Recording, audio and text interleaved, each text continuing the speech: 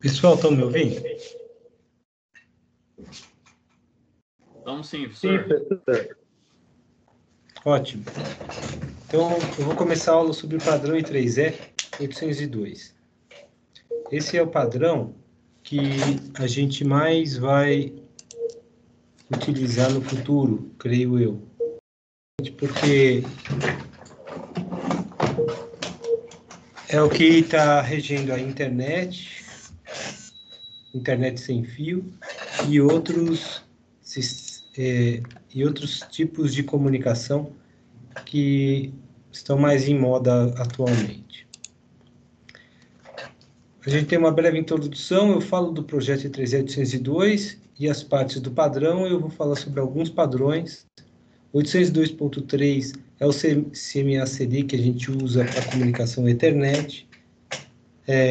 O I3E definiu o padrão Ethernet basicamente é o padrão I3E com uma pequena mudança, mas muito simples. Depois temos os padrões Token Bus, para token em barramento, token ring, token em anel, padrão Wi-Fi 802.11, e a gente vai ver um outro tipo de padrão que se chama CSMA-CA, esse padrão para vocês. Tem o padrão 802.15 para rede privada, sem fio privado, e aqui a gente tem vários tipos de redes, tem a rede do tipo Bluetooth, tem a rede do tipo que identifica o Zigbee, entre outras redes, tá? Aí, por fim, tem o WiMAX, que é para... Vocês estão vendo a apresentação, pessoal? Não, parou de aparecer, até agora há pouco tava. É porque eu estou usando dois computadores. É que um computador que está cabeado é como se ele tivesse caído, e outro que está com a rede sem fio está funcionando.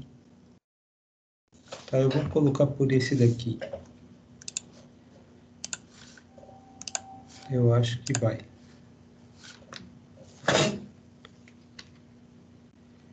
Voltou ou não? Não, ainda não. Ainda não? Então eu vou pôr por esse aqui.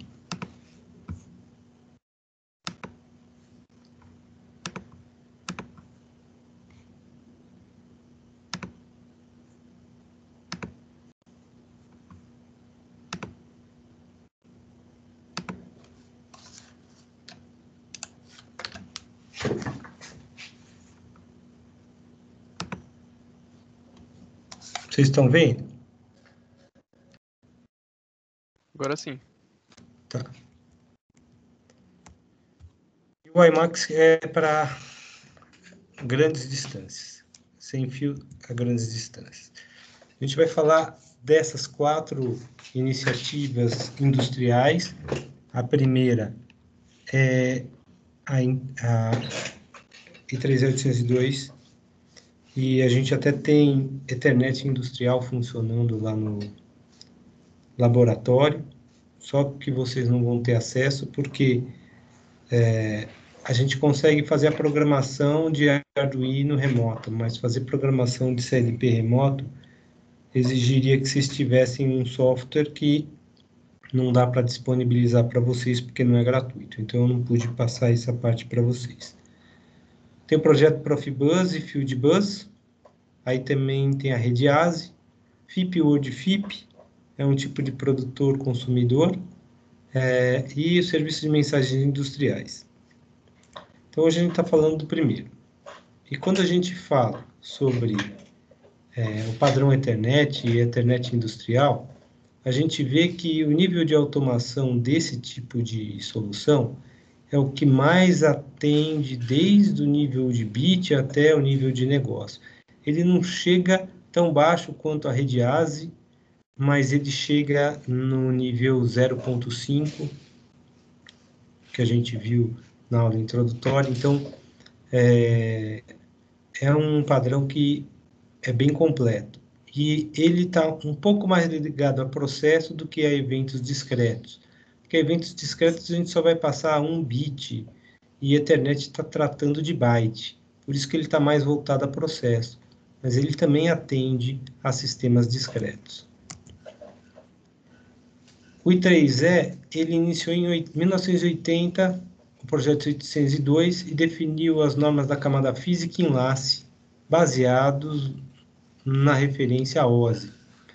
E o I3E ele trata muito mais disso, da camada física e a camada de enlace, que é como é que vai ser o cabeamento que vai conectar o dispositivo à rede e como é que vai ser o hardware que vai tratar o sinal que vai ser recebido. A camada de enlace ela tem 2 níveis. O primeiro é o controle de link lógico, onde ela monta o quadro da mensagem, controla o erro, checa se a mensagem que foi enviada teve alguma deformação, tem controle de fluxo, recebimento e envio de mensagem, estabelece conexão quando existe e presta serviços às camadas acima. E a camada MAC, que é o controle de acesso ao meio, que checa se o meio está disponível ou não para trocar informação. Virou uma norma internacional, a I3E 802.2, e tem 18 partes essa norma ultimamente.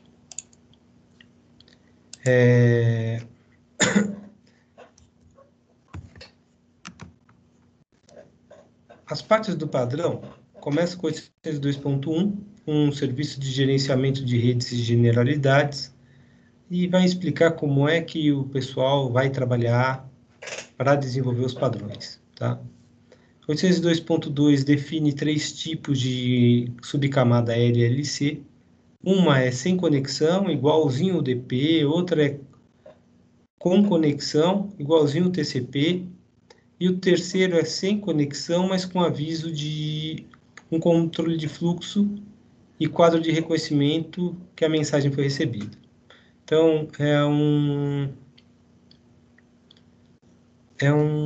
como eu posso dizer, é um misto entre o primeiro e o segundo, não é tão aberto quanto o primeiro, nem tão restrito quanto o segundo. 802.3, ele descreve as subcamadas MAC física para rede de topologia em barramento, usando o protocolo CSMA-CD. 804 faz isso para o token passing, 805 para o token ring, e 806 descreve para as redes metropolitanas, com barramento dual com filas distribuídas. O 802.7 passa as recomendações de 3E para as redes locais, usando broadband, que é comunicação para todo mundo. O 802.8 é para fibra ótica, redes locais. 802.9 são os serviços integrados a essas redes locais para redes digitais de fibra ótica, quais serviços que vão ser disponíveis. O 10 fala de segurança, tanto de redes locais como metropolitanas. O 11 é para rede sem fio. O 12 é para demanda priorizada. Tem também o 15, que trata de rede pessoal sem fio, entre elas o Bluetooth, o Zigbee, que é a rede de baixo consumo energético, entre outras. O 802.16, as redes metropolitanas. Tem a 17 e 18 e outras que já foram lançadas, mas essas são as principais que a gente vai ver. As partes do padrão estão representadas nessa figura. Tem os aspectos gerais de gerenciamento de rede, tem as camadas de enlace possíveis que se pode usar, e aí eles vão definindo os padrões propriamente ditos, tanto para a banda larga, quanto para a banda base, ou só para a banda larga, como o token bus, ou só para a banda base, como o token ring. E O padrão 802.3 surgiu numa iniciativa da Xerox em 1976. Eles usaram cabo coaxial de 1.000 metros de comprimento, uma taxa de 3 megabits por segundo para até 100 estações conectadas. Depois, a Xerox com a DEC e a Intel definiram um padrão com taxa de transmissão de 10 megabits por segundo. Esse padrão define os protocolos CSMA 1 persistente para diferentes meios de transmissão, com taxas de transmissão de 1 a 10 megabits por segundo, só que a gente já está trabalhando com gigabits atualmente. O padrão é cabo coaxial de 50 ohms, comprimento máximo de 500 metros, do tipo banda base. Banda base significa que só tem um canal de comunicação. Banda larga tem vários canais de comunicação. O quadro ou a mensagem ela é formada por várias partes. Tem um preâmbulo com 7 bytes, que é uma sequência de uns e zeros, como está mostrado na apresentação. Um delimitador de início de série do porque tem 2 uns no final. O endereço de destino e de origem, que tem tamanho variável entre 2 e 6 bytes. Daí a gente tem como definir se a gente vai mandar para todo mundo ou para um grupo de equipamentos. Multicast é um grupo de equipamentos, todo mundo é broadcast. Depois a gente informa o comprimento dos dados, máximo de 1.500 bytes, e aí se o quadro total. E aí a gente vai colocar os dados. Isso, até 1.500 bytes. O PAD, ele vai ser usado se os dados forem iguais a 0, para garantir que o tamanho mínimo da mensagem seja de 64 bytes. E no final a gente tem uma palavra de 32 bits para controle de erro do tipo CRC, onde a gente pega todos os bits e vai fazendo somas ou multiplicações. Depois das multiplicações para cada bit, em cada posição, a gente soma isso, divide por um número e verifica o resto dessa divisão e checa se esse resto bate com a informação que está colocada no FCS. Se houve alguma falha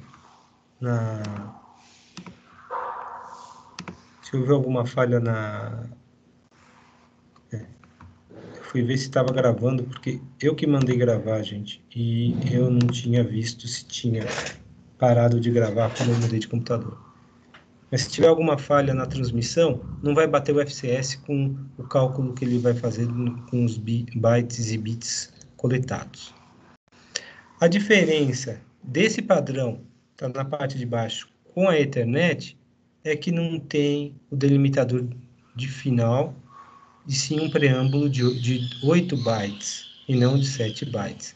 Então, a diferença é apenas essa no quadro.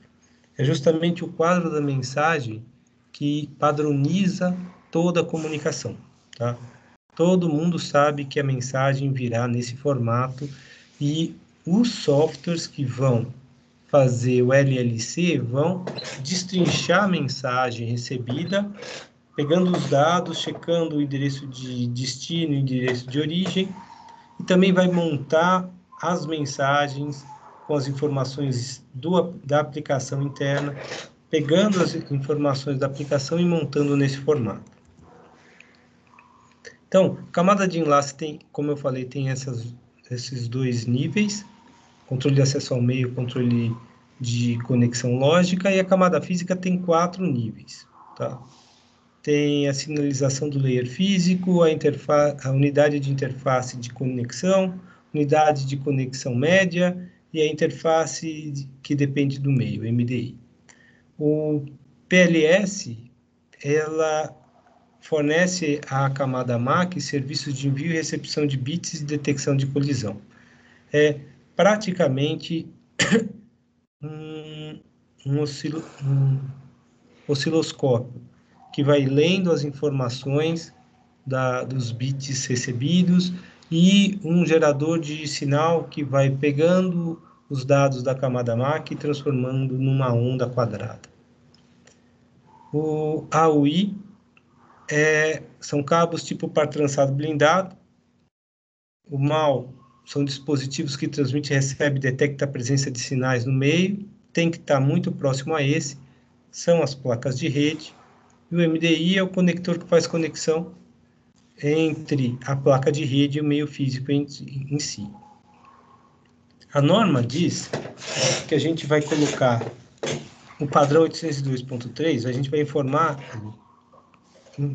começando pela taxa de transmissão em megabits por segundo, a técnica de sinalização, broadband ou banda base, e o tamanho do máximo do segmento vezes 100, tamanho do máximo do segmento físico. O mais usado é o 10 base 5, que significa 10 megabits por segundo, técnica de sinalização em banda base, e comprimento máximo do cabo de 500 metros. Aqui eu estou mostrando que para a rede do 10 base 5, do tipo ThickNet, ou rede grossa, é esse tipo de conector que a gente usa. E a gente não usa esse tipo de conector, tá, pessoal? Para rede chamada ThiNet, 10 base 2, são 200 metros, é um cabo coaxial fino de 50 ohms, e usa conector T, BNC, terminador BNC para montar a rede. Eu cheguei a usar isso na década de 90, hoje em dia isso é só usado para sistemas de coleta de som, de microfone, não é usado para redes de comunicação. Em vez de base, a gente pode ter um Broad, e aí é o 10 Broad 36, são 3.600 metros, 10 megabits por segundo em banda larga. O 10 base T é o mais usado, porque a gente vai usar um cabo par trançado com repetidores multiportas. 10 base F é justamente para fibra ótica, tem um FL para conectar uma estação a um hub, FB para interligar repetidor e FP para operar como estrela passiva em rede do tipo em cabo fibra ótica. O que a gente mais usa é o 10 base T com o plug RJ45 e cabo par trançado. Aqui eu estou mostrando exemplos de 10 base FL, FP e FB. Tem o 802.3U, que é a Fast Ethernet. A gente consegue trabalhar com 100 megabits por segundo e agora com 10 gigabits, 100 gigabits por segundo. Tem o 100 base T4, 100 base TX, 100 base FX, cada um mudando o tipo de cabo com ou sem blindagem, se vai usar isolante do tipo Teflon, se vai usar fibra ótica multimodo, monomodo, dentre outros. E o que melhora a performance da rede é o uso do switch. Eu mostrei o switch no módulo 2 para vocês. Hoje a gente esqueceu de ligar o switch na aula, a gente só foi reparar no final. E sem o switch não tem comunicação entre os dispositivos. E o que o switch faz é que ele propicia que mais de um par de dispositivos se comunique a cada instante.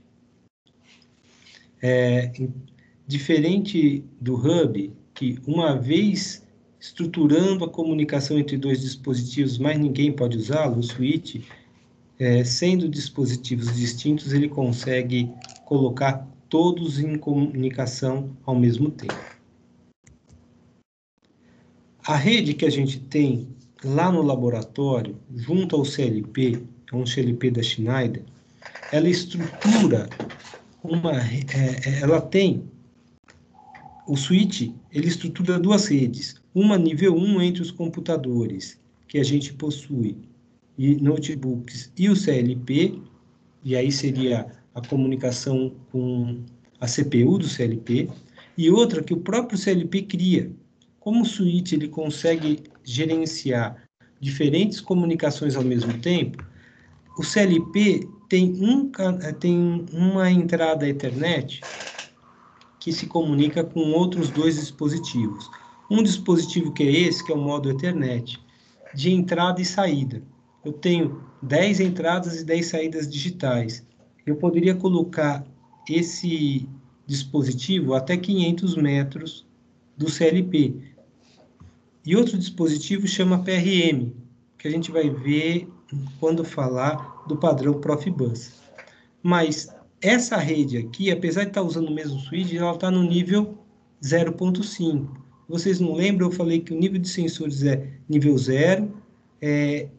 Dispositivos de entrada e saída, como esse modo Ethernet, é nível meio, porque aqui eu já trafego não bits, mas bytes, eu mando palavras aqui, e tem o nível 1, que é a rede de controle entre o CLP e o sistema supervisório. A gente não está usando um hub como está nesse desenho, a gente está usando um switch. Quando a gente usava o hub, essa rede ficava toda travada. E, como eu falei, tem a Giga Ethernet, que foi desenvolvida mais recentemente. Então, a rede Ethernet ela é usada na parte industrial para esses dispositivos de entrada e saída remota. Geralmente, informação digital, mas também poderiam ser entradas e saídas analógicas. Alguma pergunta sobre o padrão 802.3, pessoal? Até agora não, professor.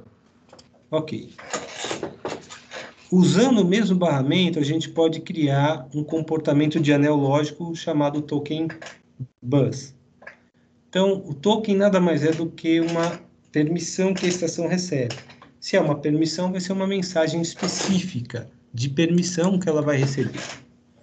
Cada estação pode transmitir um ou mais quadros de mensagem de acordo com o tempo que foi pré-determinado.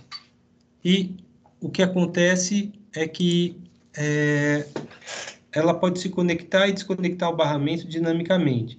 E aí, o sistema tem que ser flexível o suficiente para identificar estações que entraram e estações que saíram da rede sem intervenção humana, tá? A estação de maior endereço vai gerar o token na inicialização da rede e repassa para a estação de segundo maior endereço. Essa foi a regra que o pessoal fez. Para inserir novas estações, pessoal, o que acontece é que, periodicamente, cada estação procura se novas estações entraram.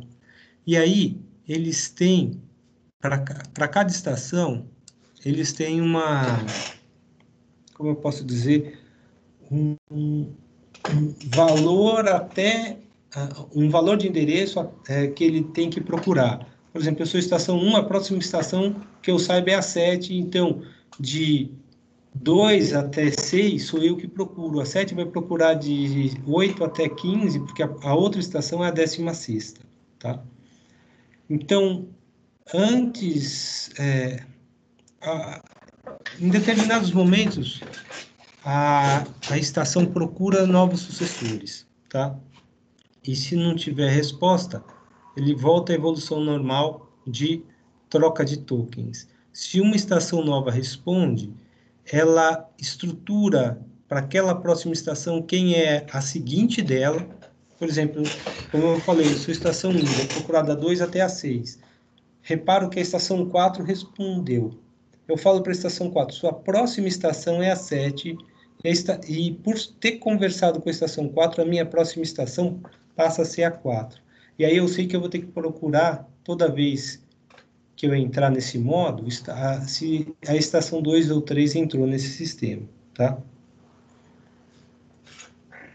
Se várias estações responderem, tem colisão, aí tem que resolver conflito, e eles vão restringindo o número de endereços até que uma estação responda por vez, para que eu saiba qual é a sequência de estações correta. A remoção de estação, quando a estação quer sair do anel lógico, ela envia uma mensagem para a anterior indicando qual é a próxima estação. E isso se a estação não cair, tá? Por isso que é importante a gente fazer o desligamento pelo shutdown ou reboot da máquina, porque ela informa, numa rede como essa, ela informaria. Olha, eu estou saindo, sua próxima estação, ela sabe que é a anterior, vai ser a número tal.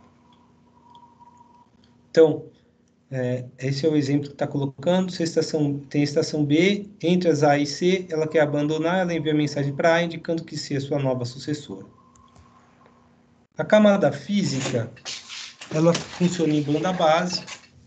Por que é banda base? Porque só uma estação manda mensagem a cada momento, não tem por que trabalhar com banda larga. Ele faz uma modulação por frequência, chaveamento de mudança de frequência, fase contínua, topologia em barra bidirecional de 1 megabit por segundo. Ou ela trabalha com fase coerente, topologia em barra bidirecional com 5 ou 10 megabits por segundo. Tem uma rede em banda larga, mas como eu falei, não faz nenhum sentido trabalhar, porque só uma estação envia mensagem, é para mandar grandes quantidades de dados, com uma central repetidora com conversor de frequência dos canais de recepção. Trabalha também com 1, 5 ou 10 megabits por segundo e fibra ótica de 5, 10 ou 20 megabits por segundo. O quadro do 802.4 está colocado aqui, e a gente pode ver por esse quadro que tem um preâmbulo que permite sincronização em nível de bit, um delimitador de início, chamado SD, que sincroniza em nível de caractere, FC é o controle do quadro, que distingue entre quadros de dados e quadros de controle, ou seja, eu vou falar se isso aqui é uma mensagem ou se é um token. Tem a fonte, quem está mandando, e o destinatário, quem está mandando e quem vai receber a mensagem, os dados propriamente ditos. Notem que eu posso mandar dados 0, tem uma detecção de erro e tem um delimitador de fim que identifica o fim da transmissão. Essa é a rede token passing, barramento. Tem a rede em anel. É um conjunto de ligações ponto a ponto em modo unidirecional. O que a gente está fazendo no módulo 3 é uma comunicação ponto a ponto, mas é sem fio. No módulo 4, a gente vai estruturar a comunicação do tipo token ring. A gente vai emular o anel pelos canais de comunicação serial. É isso que a gente vai fazer. E aí a gente vai ter uma ligação ponto a ponto. E aí vai ter todo um cabeamento entre 3 Arduinos. RX de um ligado no TX do outro, o receiver de um ligado no transceiver do outro e assim sucessivamente. E aí a gente cria um nó unidirecional entre eles. Cada nó do anel é um equipamento de um acoplador. No nosso caso, se um Arduino cair, o sistema não vai funcionar. Mas a rede Token Ring tem uma placa de rede com alimentação independente da estação. Então, se a estação cai, o sistema continua funcionando. Cada bit recebido é copiado numa memória de espera antes de ser retransmitido ao nó seguinte.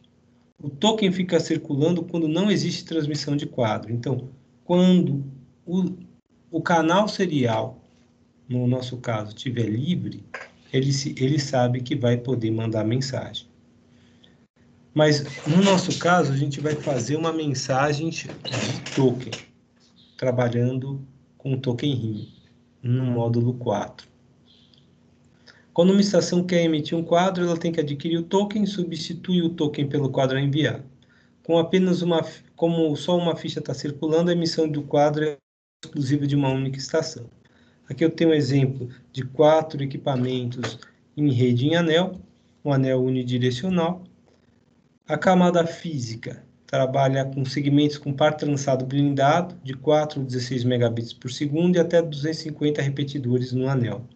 Ou par trançado comum, 4 megabits por segundo e até 250 repetidores. Os bits são codificados em Manchester diferencial. E aqui eu estou mostrando para você a diferença entre uma torrente de bits normal, uma codificação binária, a codificação Manchester. Na codificação Manchester, o 1 é sempre representado por um sinal que começa alto e termina baixo, 0 começa baixo e termina alto. Na codificação Manchester diferencial, vai começar com o sinal de acordo com o valor do bit. Se for 1, começa alto e termina baixo. Se for 0, vai começar baixo e termina alto. E a transição só vai acontecer, ele só vai haver uma quebra desse sinal quando o novo 1 for transmitido. Então, se o próximo bit for 1, a gente vai ver que forma aqui embaixo como se fosse um sinal curto, curto, curto, curto e um sinal longo aqui, tá? Toda vez que eu ouvir um sinal longo, seja alto ou baixo, significa que eu estou transmitindo 1. Toda vez que eu ouvir sinais curtos, significa que eu estou transmitindo 1, 0. E eu tenho que só me ater ao início do meu sistema para ver se é 1, 0, 1. Aqui está o quadro do Token Ring. O quadro é composto por um delimitador de início, um controle de acesso, um controle de quadro, semelhante ao Token Passing, destinatário e a fonte, os dados, o FCS, um delimitador de fim e ele acrescenta o status do quadro. Ele é composto de bits ativos e copiados. Então, tem um byte lá, parte deles vai informar se o destinatário está ativo ou não, parte deles vai informar se a mensagem foi copiada ou não. Então, o status do quadro serve porque, como a gente está num sistema em anel,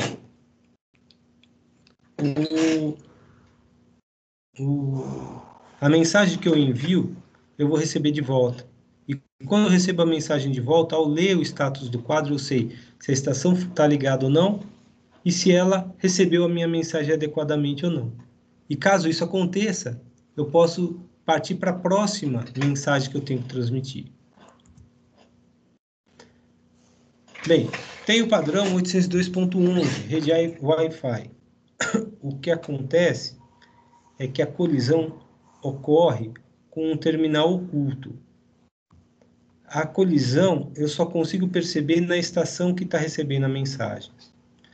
A e C, se estão distantes um do outro a ponto de não ouvir o que um está enviando, eles vão ouvir que está disponível um meio de comunicação sem fio, vão mandar uma mensagem para o B, por exemplo, e o B vai ouvir as duas mensagens e aí vai ocorrer uma colisão. No CSMA-CD, a colisão é detectada no emissor. Aqui não é possível, porque a comunicação é half duplex, acontece dos dois lados. Tá? Não é um fala, o outro escuta. Todo mundo pode falar ao mesmo tempo, todo mundo escuta ao mesmo tempo. Tem muita diferença de potência em transmitir e receber um sinal. E a potência decai no inverso do quadrado da distância. E o meio não tem fio. Essa grande diferença na força do sinal acarreta problema no canal físico, que é denominado shadowing ou sombreamento. Então, duas estações não conseguem se comunicar na mesma área, causando esse problema de terminal oculto. E o desenho que está mostrado aí embaixo mostra que A está oculto a C, C está oculto a A. E aqui a gente mostra o que é esse terminal oculto. Então, eles definem um outro padrão de troca de mensagem, que é o Carrier Sense Multiple Access with Collision Avoidance. Eu vou evitar a colisão com acesso múltiplo por detecção de portador. E está também uma função de coordenação de distribuição, que nada mais é do que um back-off, que é um número randômico de espera.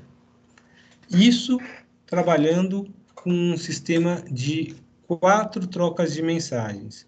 Eu mando um request to send, ou uma solicitação de envio. A estação que vai receber a mensagem, vai mandar uma mensagem clear to send, está livre para enviar, aí envia os dados propriamente ditos e depois você recebe o aviso de recebimento. Tem tempos padronizados de espera.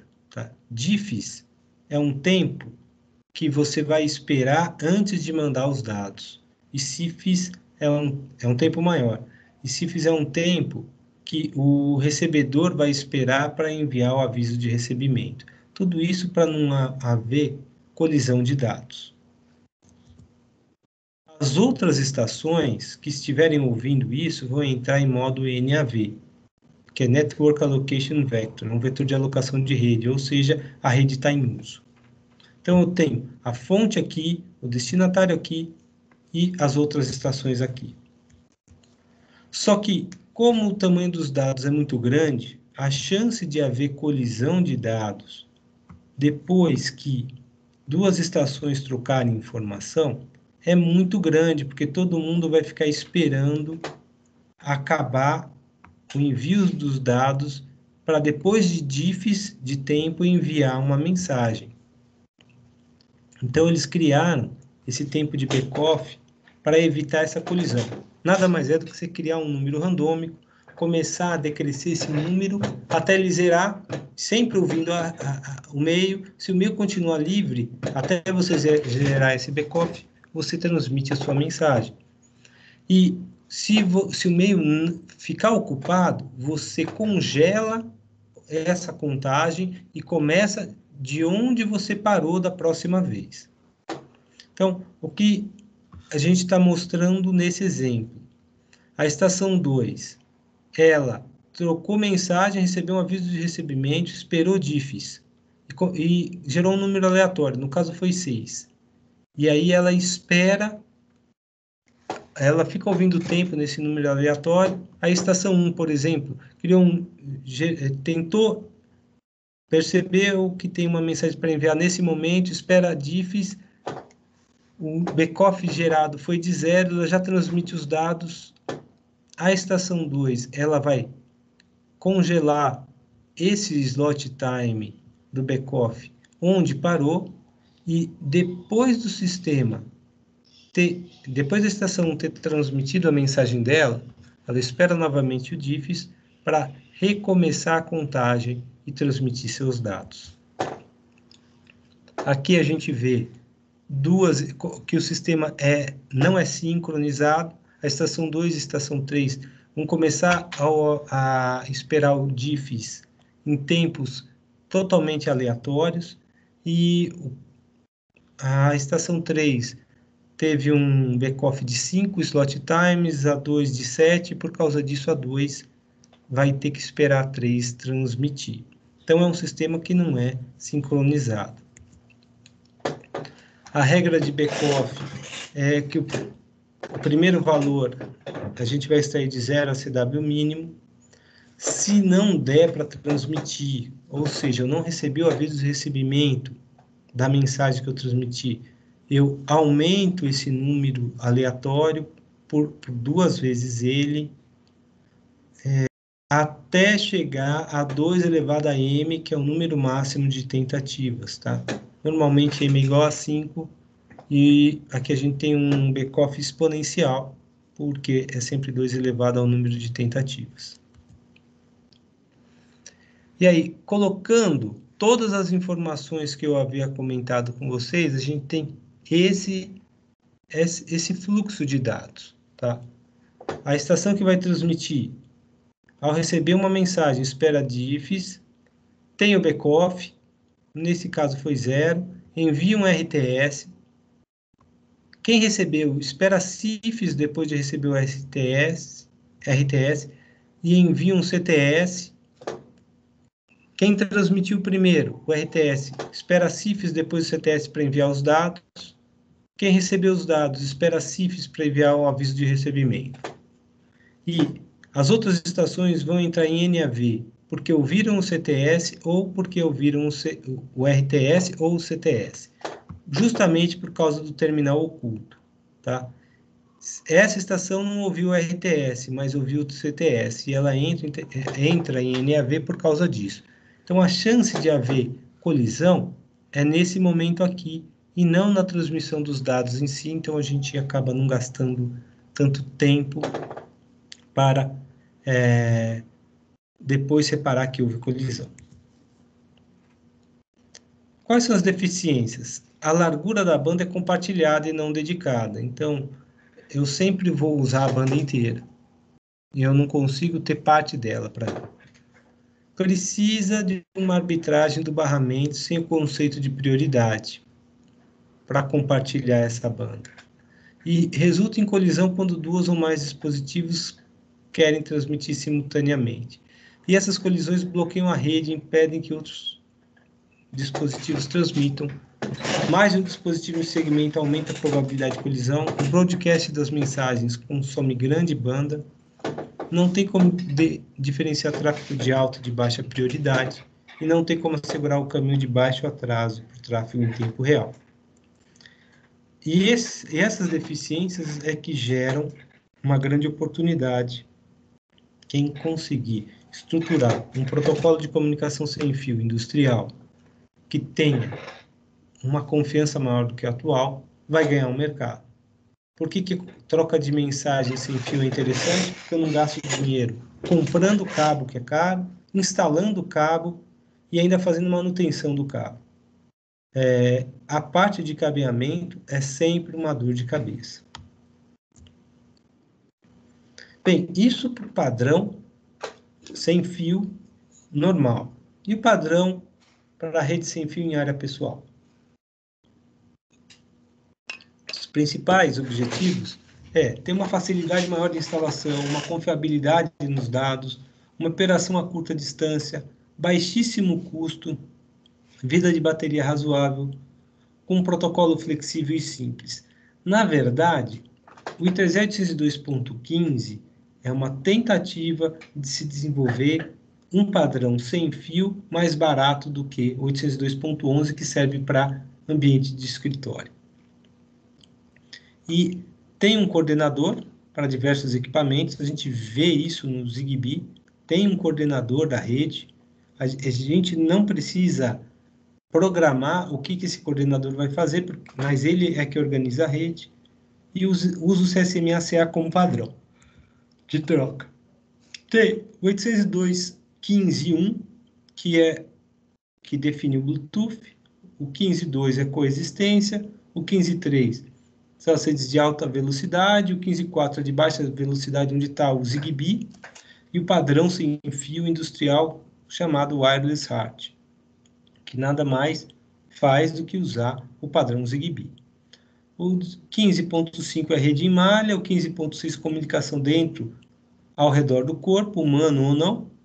Então, comunicação dentro do corpo ou ao redor do corpo humano.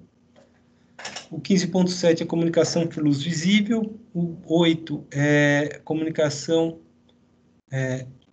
alertando se existe um peer ou alguém responsável. Um protocolo de gerenciamento de chaves no 15.9 e um roteamento de segunda camada no 15.10. Nós podemos ou não usar um beacon. Beacon significa farol, mas nada mais é do que um sistema que tenta sincronizar as estações que escutam o coordenador. O coordenador manda o beacon, que é quase que o slotted do slot da Aloha, e só depois de ouvir um beacon é que os outros dispositivos mandam os dados. Então, eu tenho um sincronismo local quando uso o beacon. Eu posso só enviar os dados com um aviso de recebimento, que é opcional, ou eu posso trabalhar no for handshaking, como a gente fez antes, o RTS, CTS, dados e avisos de recebimento. A gente usa um data request, solicitando o dado. Não é que eu vou transmitir, eu estou solicitando o dado.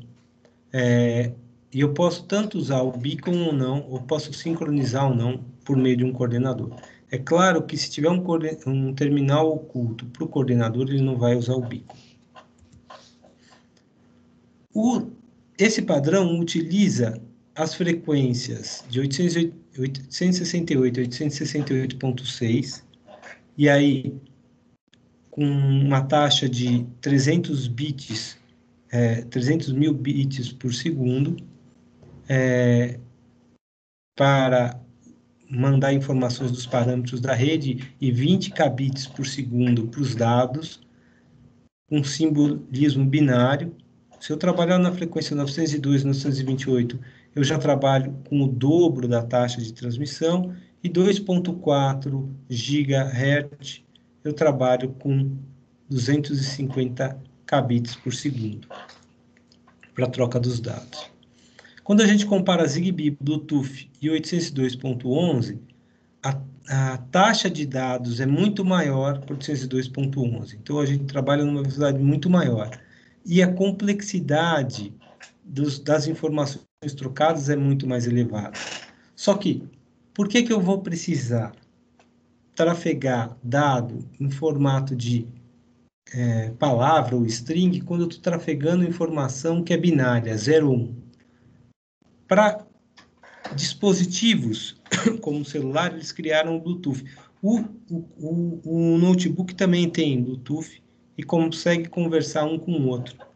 Na minha época de faculdade, quem tinha Bluetooth e se comunicava era a calculadora da HP 48 ou a HP 49, eu não lembro o número dela. Mas uma das duas tinha comunicação entre si e alguns alunos faziam essa troca de mensagem no meio da prova. E o Zigbee tem uma taxa baixa e uma complexidade simples, tá? É para processos mais simples, como controle de manufatura discreta. A diferença também é a distância. 802.11, a gente trabalha até 100 metros. O Bluetooth só até 10, com uma taxa menor. Só que a menor taxa do Zigbee, o Zigbee que a gente está trabalhando, ele trabalha até 100, mas tem o Zigbee Pro que trabalha até 2 km, tá? E é para redes de sensores. E aí a gente tem redes de sensores usando o padrão 802.15.4, que é o padrão do Zigbee. Quando a gente olha o Zigbee, o que o padrão I3E 802.15.4 define é só o layer físico e a camada MAC. E existe uma organização chamada Zigbee que define o layer de rede e o layer de aplicação e os serviços de segurança. Nós estamos usando um dispositivo cujo fabricante chama XBee, mas ele segue o padrão Zigbee de troca de informação. Por fim, a gente tem as redes sem fio metropolitanas e o desempenho vai variar de acordo com a posição do sinal dentro desse canal. Vamos ter diversas antenas se comunicando com as casas, com as empresas, e assim a gente vai ter cidades inteligentes, tá? A solução proposta é uma modulação adaptativa, então a gente modula o sinal e essa modulação fica se adaptando em função do número de estações que vão entrando e saindo do sistema. Então, em vez de usar um único tipo de modulação, a transmissão passa a usar vários, dependendo da posição do sinal dentro do canal. As áreas com menor desempenho usam um tipo de modulação diferente do resto do sinal. Com essa técnica, a gente consegue dobrar a taxa de transferência de transmissão. O que eu vou pedir para vocês fazerem, para me entregarem para a aula que vem, é montar em português estruturado um programa para que a estação opere com o padrão 802.11. Aqui está o esquema dele e aqui estão as orientações para serem feitas. Alguma pergunta, pessoal?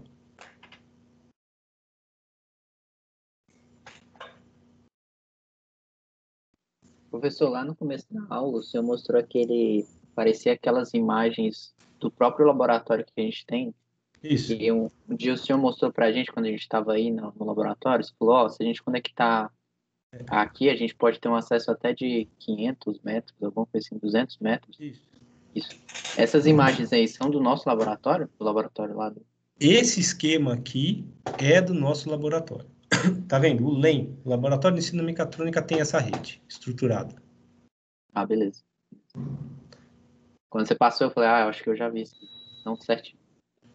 E quando a gente fala 802.3, eu estou falando desse dispositivo que tem essa seta em azul apontada para ele, tá? Que é o módulo Ethernet. Beleza. Mais alguma pergunta? E aí a gente vai usar esse módulo aí no final da disciplina? Infelizmente, vocês não vão programar o CLP. Ah, tá. Não, tá bom, então. Tá bom? Eu estou pensando em, numa das aulas, depois de eu falar da rede Profibus na aula que vem, eu mostrar essa rede funcionando para vocês, tá? Mas eu tenho que organizar como é que eu vou fazer isso lá embaixo. Eu acho Entendi. que vai ser legal mostrar isso para vocês. É que todo setup da rede demora mais ou menos umas 4 horas. Depois de fazer o setup, você consegue ver as comunicações sendo feitas. E o que a gente fazia vocês fazerem era o setup da rede, em 2 ou 3 aulas. Só que eu não consigo fazer isso em aula remota. Eu sei que agora tem gente vindo nas aulas fisicamente, mas nem todo mundo pode fazer isso. O André não está podendo vir, o Baltazar também não está podendo vir, e a gente entrou nesse área 2 sabendo que as aulas seriam remotas, né? Infelizmente. E esse foi a maior dificuldade que eu tive, como é que eu iria fazer essas aulas para vocês. Mas depois, não adianta eu só mostrar agora o módulo Ethernet. Vocês têm que aprender primeiro o Profibus e o ASI. Tá vendo? A gente tem 3 redes. Uma que é a rede Ethernet, essa em amarelo. Essa em roxo, que é a rede Profibus. E essa em verde, que é a rede ASI. Na aula que vem eu vou falar da rede Profibus e da rede ASI. Quando for falar sobre o padrão FIP ou de FIP e serviço de mensagem de manufatura, o que eu posso fazer é deixar gravada a aula e no horário da aula síncrona, eu vou para o laboratório, mostro para vocês como foi feito a estruturação dessa rede e tento mostrar o sistema funcionando. Pode ser? Pode ser, professor. Ótimo. Mais alguma dúvida? Não, muito obrigado. Que isso. Gente, vou parar a gravação.